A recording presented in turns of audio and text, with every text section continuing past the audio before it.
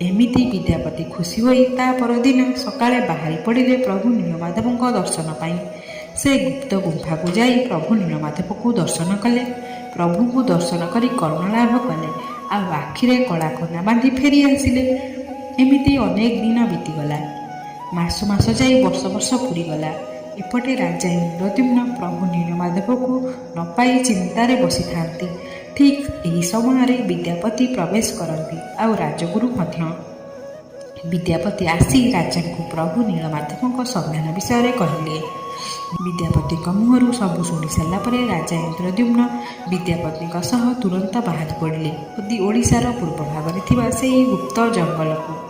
କିନ୍ତୁ ବିଦ୍ୟାପତି ରାଜାଙ୍କୁ ସେହି ଗୁମ୍ଫାକୁ ନେଲେ କେମିତି? କାହିଁକିନା ବିଶ୍ୱାବସୁ ତ ତାଙ୍କ ଆଖିରେ କଳା କନା ବାନ୍ଧିଥିଲେ। କିନ୍ତୁ ବିଶ୍ୱାବସୁ ବିଦ୍ୟାପତିଙ୍କୁ ନେଲାବେଳେ ବିଦ୍ୟାପତି ଅତି ଚତୁରତା ସହିତ କିଛି ସୋରିଷ ମଞ୍ଜି ସାଥିରେ ମୁଣିରେ ଲୁଚେଇ ନେଇଥିଲେ।